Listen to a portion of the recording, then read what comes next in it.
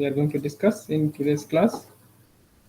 And Unit 3 Part 1 has been discussed up to yesterday's class, and I have already shared the PDF of of that particular class, and I have sent it to all the seers.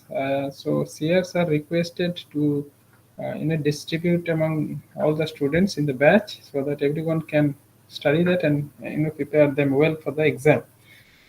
So the next part, which we should discuss here, is basically the separate system of swarage. We have discussed, conservancy system and as well as water carriage system. In today's class, we'll start with separate system of swarage, and to define that, in this system, two sets of swears are laid. Since from the name we can understand that we'll have different swears for different purpose. Fine. So that sanitary sewage is carried through sanitary swears, while the storm sewage is carried through storm swears. So we have separate sanitary swears and storm swears, which together, combines and form a separate system of sewage, right? So the sewage is carried to the treatment plant, and the storm is disposed of directly to the river, since the organic load and all other impurities are much more in case of sanitary sewage. So it has to be sent to the treatment plant. Now, what are the different advantages of this kind of separate system where we facilitate, separating out the sanitary sewage and storm sewage? So, I guess all of you by now know very well what is meant by storm sewage. So basically, because of the precipitation, naturally, whatever water accumulation happens on the top of the surface because of the surface runoff, and as well as accumulation of water in certain areas, that is basically storm sewage. And when we design a sewage system for a particular locality, we need to take care of that aspect as well, because during monsoon you may have significant amount of waste water in the form of storm sewers, which needs to be taken care. Otherwise, it will create water logging and so many different problems. You might have seen, in recent days as well, in India, there are a few old cities where water logging is a big problem, and during each monsoon, we have such kind of problems. So that is the reason we should have very smart storage system to handle that huge amount of water accumulation happens during the monsoon. So as far as advantages are concerned, so size of the squares are small, since we are considering separately both the aspects. So the diameters are not that high. We have optimum diameter for the sanitary sewers, which will run throughout the year, and then we have based on how much would be the expected rainfall, we can basically determine the size of the storm sewage.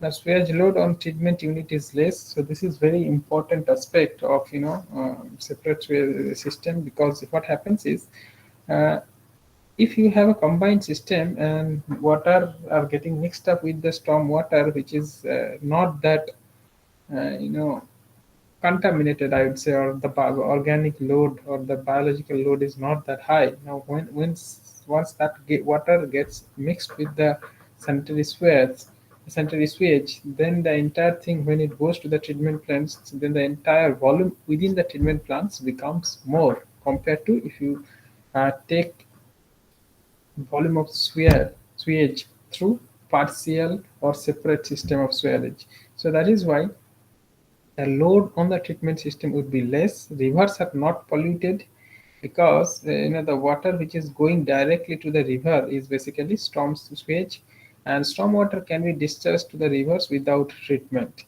So these are the benefit of having separate system of sewage. However, none of the system which we discuss over here are without any limits. So that is why now we'll be talking about the disadvantage. This particular type of swearage system is also having some. And the first one is swearage being small, difficulty in the cleaning, whenever it is required. So since we are talking about the lesser diameter, so cleaning is an issue in this case. Frequent choking problem will be there because the diameter is less, so choking can happen. And at the same time, that the storm spheres will not be operational throughout the year. So whenever there is a precipitation, then only they will start working. So that is why the frequency of choking increases.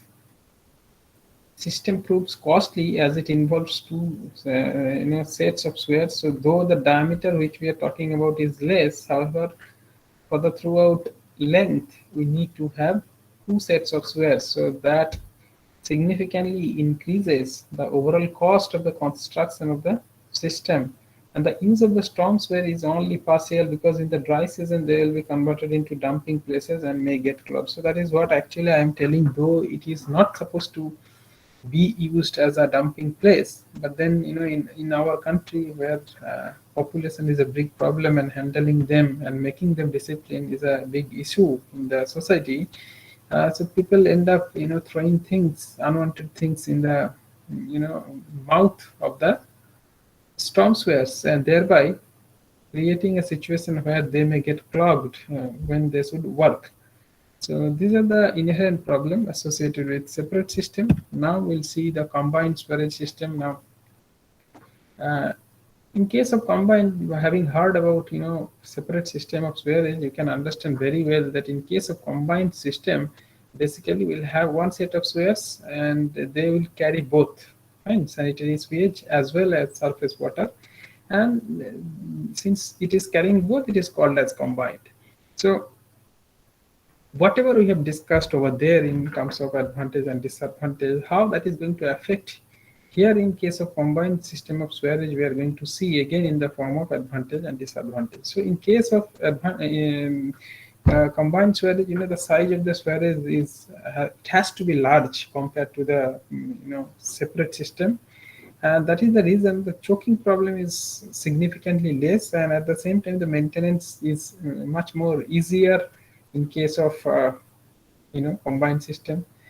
This is economical in terms of overall cost of construction since we are dealing with one set of sewers. And next is the dilution of sanitary sewage. The stormwater nuisance potential is reduced. Fine. What happens is, see, any incidents which are happening naturally, it will have two aspects. Fine, one is negative, another one is positive. So if you see from that point of view, you have a very highly contaminated sanitary sewage which is getting diluted before it goes to the treatment plant, but because of the mixing of storm water, then the nuisance potential of that particular sanitary sewage is reduced because of this mixing.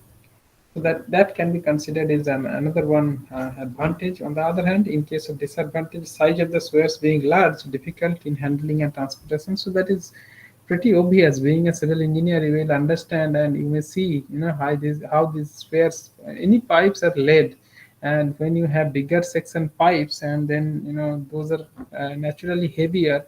So we need heavy machineries to handle them and transport them. So that is actually difficult compared to the separate sewage system. Load on treatment plant is unnecessarily increased because of mixing of storm sewage. Fine, it is uneconomical if pumping is needed because of large amount of combined flow. Now, this is a very important point all of you should remember, because all the time we cannot depend on the gravity flow, and whenever we need pumping, if the overall volume of the liquid is huge, then the energy which is required to run the pump will also be significantly higher, and that is one way uneconomical and unnecessarily storm water is polluted. So I told you in the beginning itself that whatever we natural phenomena happens, it will have two aspects. So if you see, one aspect is it is diluting the sanitary sewage and thereby reducing its nuisance potentials. On the other hand, unnecessarily it is polluting the stormwater. In case of separate sewage, you had that advantage of simply throwing that stormwater directly in the natural water bodies, but same thing you cannot do here because through the process of combined system of sewage, we are basically polluting the stormwater. So these are the advantage and disadvantage, and finally comes partially combined or partially separate system. So this is a very interesting one, and in few cases this is the most preferred one. We'll discuss them. So in this case, what happens is a portion of the stormwater during rain is allowed to enter the sanitary spheres to the treatment plants, while the remaining stormwater is carried through the open drains or to the point of disposal. So there will be some appurtenances which will monitor the discharge of the stormwater. Now, if the accumulation is up to a certain limit, then it will happen like combined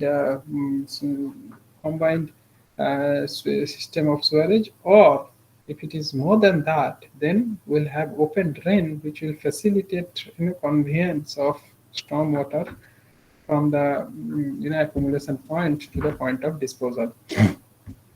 Is that okay?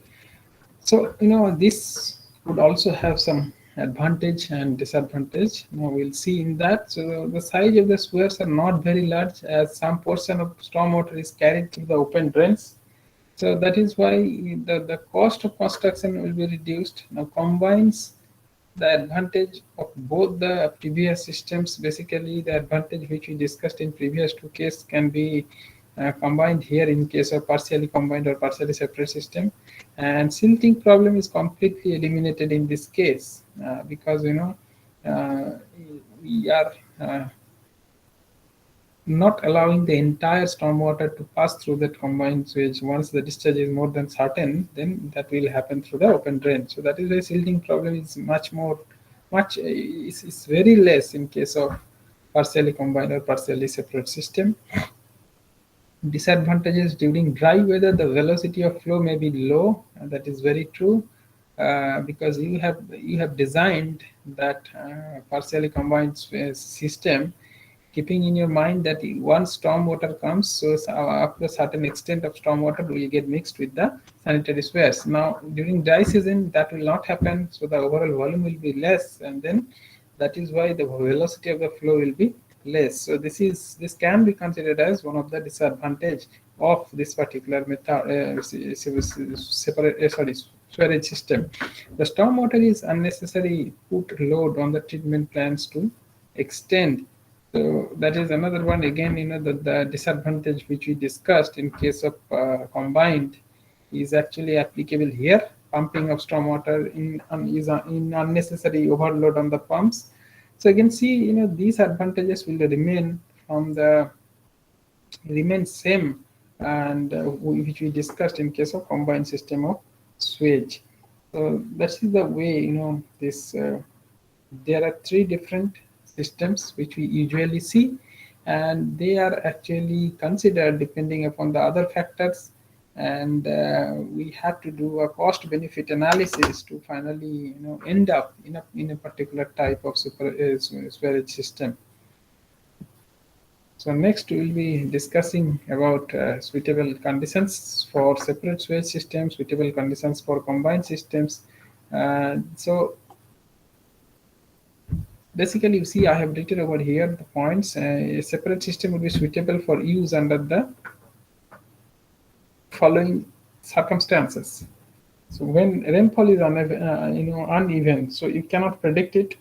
That's the main problem. So suppose in monsoon you have predicted whatever prediction you have done, rainfall happens accordingly. Then you need not to go for this separate system. You can design it, but if that is not the case, then you need to have this separate system, and that is when separate system is preferred over the combined one. Where sanitary sewage is to be pumped, in that case, separate system is preferred.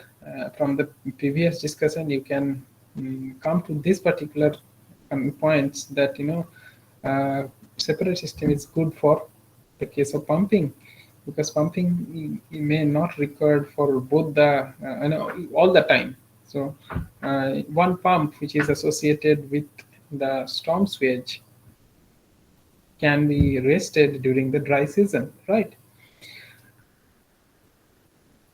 The drainage area is steep, allowing to run off quickly, fine, and sewers are not to be constructed in the rocky strata. the large combined sewers would be more expensive.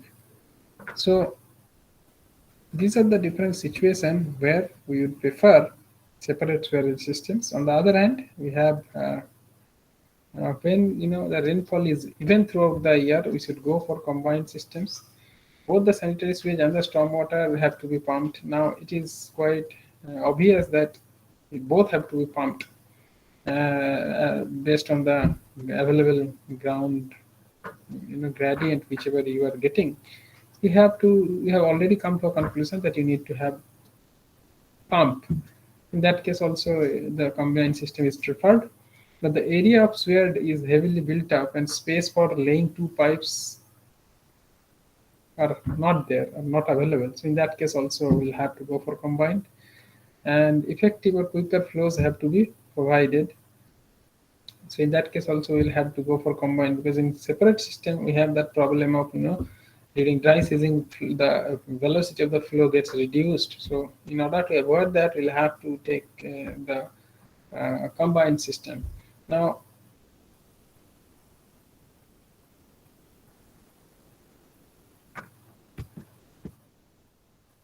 so after studying all the advantages and disadvantages of both the systems, present-day construction of sewers is largely confined to the separate systems, except in those cities where combined system is already existing. So, a separate system gives us more flexibility in one way, and in places where rainfall is confined to one season of the year, like India and even in temperate regions, separate system is most suitable.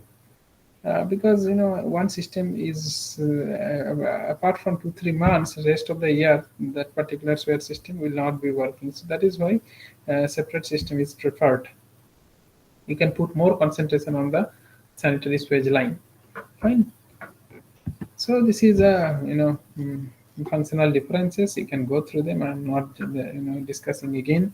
We have already discussed with a lot of details previously. So now sources of sewage. So these are very interesting thing we need to discuss, and basically what are the sources of sewage. So if you can remember what I discussed in the water supply system, so those are basically the source of sewage. Bathing, kitchen utensils cleaning and all. Then your clothes, cleaning of clothes, and water coming from closets and urinals. So those are basically the generation of sanitary sewage from the house or from up, because of the domestic use. Next come industries. Industries use the water for manufacturing different products. So from there, whatever liquid comes out as a waste, so that is basically industrial sewage. Next, in the public areas like schools, cinemas, hotels, railways, etc. So the sewage from there also contribute as a source. Groundwater infiltration into sewers through loose joints. So this is a very big problem and very serious issue which needs to be considered. So often when the depth of the pipe is within the reach of the groundwater table, and if the joints are loose, often groundwater infiltrates into the spiral system, and that can actually create a huge problem by contaminating the clean aquifer or clean groundwater table. Unauthorized entrance of rainwater in the sewer line. So these are the basically, once the fresh water basically get mixed up with the sewage, again that also has to be called as the sewage. So these are also that way acting as sources of sewage. Now basically if you see, so what is sewage? So we can discuss that part. Sewage is basically a diluted mixture of various type of waste which are coming from all those different points which I have already mentioned, such as residential, public, industrial places. And if we have to talk about the characteristics and composition, so it mainly depends on the source, right? So basically it will have organic and inorganic matters present into it in the form of dissolved suspension or colloidal state. However, there will be some microbial you know mm, component present in this particular type of switch. So what are those microbial components? Namely bacteria, virus, protozoa, they are also there. And then sometimes it contains toxic material which may get discharged from the industry. So before designing, this is very important, before designing any sewage treatment plant, and at the same time, if you want to discuss about the design aspect of the spheres or sphere system, before that you should have a very good idea about the characteristics of sewage which you are going to handle. Fine.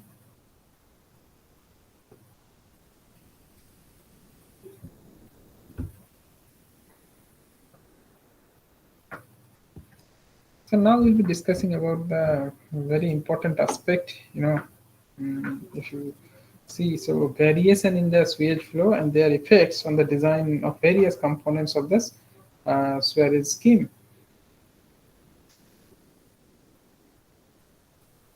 So these are quite related with the demand which we discussed previously. So here, when you talk about the design, when we talk about the design period, again we'll have to go for the population forecasting. Now, once you do a entire design of the water supply system and distribution network at the same time storage systems, so you do this population forecasting in the beginning itself. So you need not to do it again. However, if you have been given a responsibility just to design the storage aspect or storage system aspect, then again you have to do the population forecasting, adopting the methods which we discussed, in the beginning of this semester, like arithmetic increase method, geometrical increase method, incremental increase method, so on, comparative graphical method, logistic curve method. So hope all of you are able to remember or are able to relate with which I am discussing now, because we have discussed these things before. So the per capita demand of water, which is actually denoted in small q, and the corresponding per capita sewage production, which can be denoted as q dashed, are based on annual flows, and are therefore it is defined as the annual average daily flows per person. Very well these things we have discussed. So these average value is not sufficient, although very useful for the design of various components. Fine. Now, the flows in these sanitary spheres, though fluctuate seasonally, monthly, daily, as well as hourly, with the water consumption, however, they are sometimes delayed and less pronounced, right? And that is quite evident from the figure which I have given over here. They are damped, because of storage space in the spheres and because of the time required for the sewage to reach to the point of gauging and the point of disposal, or exit point. In other words, the peaks are flattened because it requires considerable sewage to fill the spheres to the high flow point.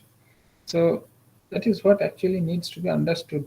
Carb for water supply and then carb for sewage flow. So there is a difference, and we should be able to understand logically why this is happening. And we can see that it's not quite uniform, that it's going up and then it's remain over there and then it is coming down. It's going up, coming down, again going up and again coming down. So that is basically the reflection of the way we calculated the water demand. Fine.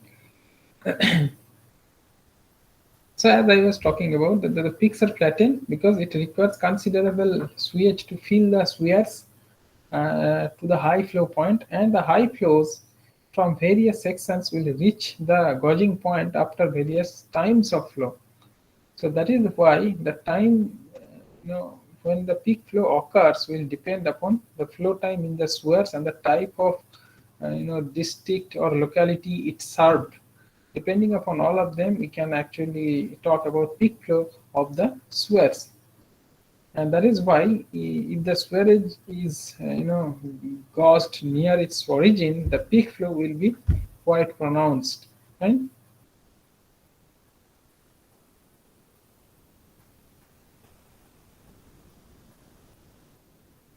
And therefore the peak flows, which is This is basically the number of times of the average flow. So will be much greater for smaller lateral spheres as compared to the larger trunk spheres. So we have different type of spheres like lateral spheres, branch spheres, and trunk spheres. So we'll discuss them later on. So the peak will be different in different type of spheres as well.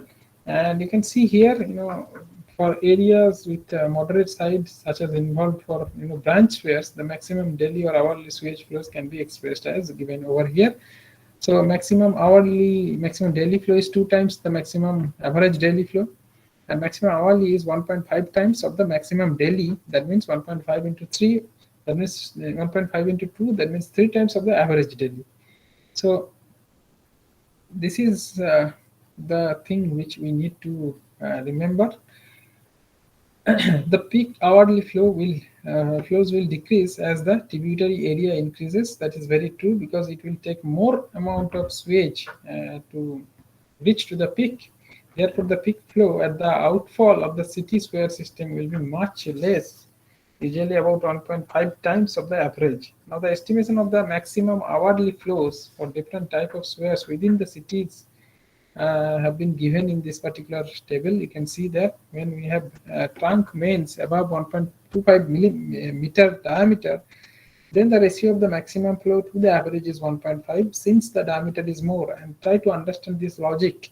Fine, we have discussed before, and now I am again relating the same. So suppose the sewage system suppose the quantity of sewage is same. Now, once you're dealing with laterals and branches, so it will easily reach to the,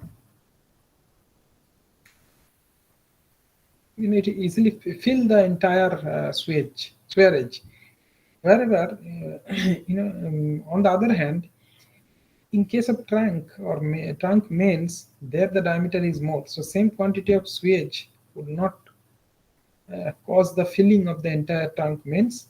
That is why this difference in the ratio which we can observe. So trunk mains above 1.25 meter in diameter.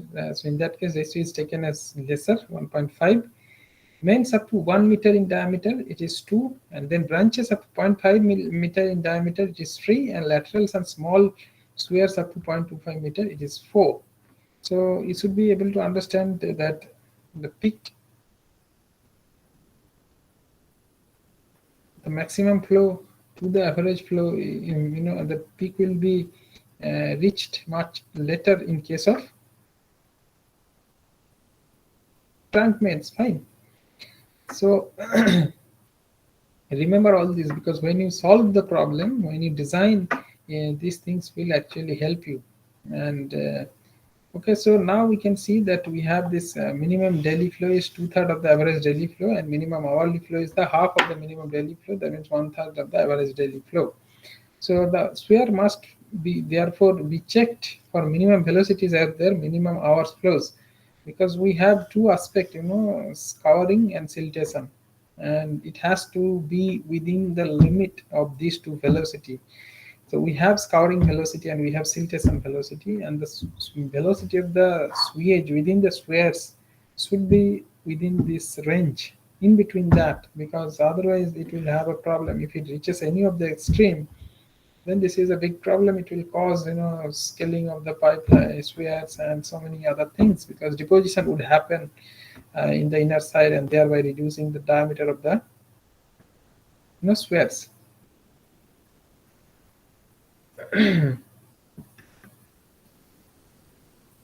So now we can talk about the quantity of storm waters and factors affecting the quantity of storm water. So I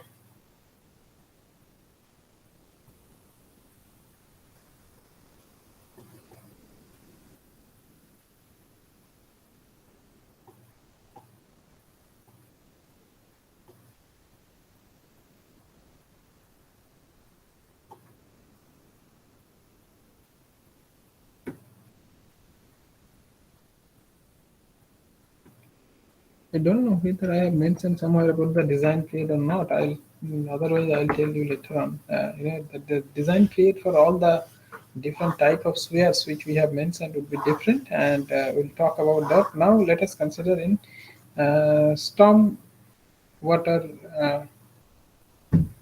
quantity of storm water. So when the rainfalls happen, and it basically goes 1.2 up another point by the form of surface runoff, and part of it actually percolates in the ground. So whatever overflows as surface runoff can be considered as stormwater, and the quantity of stormwater is very large as compared to the central sewage, and this is also quite understood by all of us.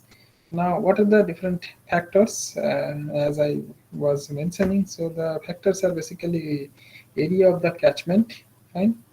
So depending upon how much is the overall area of the catchments, the quantity of stormwater can vary. Slope and shape of the catchment area, so that will again contribute to the quantity. Next is the porosity of soil, so that would actually defines how much quantity of water will be percolated through the soil. And next is the obstructions in the flow of water, as trees, fields, gardens, or any sort of obstruction which you can imagine which may happen. So that is another one. So since I have already mentioned the porosity of the soil, I'm not talking about the natural nature of the formation of the soil. So those can be related to each other. Initial state of the catchment area with respect to wetness. So depending upon that, again the overall quantity of stormwater would be different. If it is very dry, then some amount of water will be absorbed by the catchment area. Now, intensity and duration of rainfall. This is the most important parameter to determine the quantity of stormwater. Atmospheric temperature and humidity, that would actually affect the overall rate of evaporation, and then finally number and size of the ditches present in that area. So that would actually influence to some extent, because it will be able to hold some amount, or store some amount of water, storm water. So when the storm water, which is our concern, is the storm water which is not held by any of them, and which will be transferred to the disposal point. So that quantity is our matter of consideration. Fine.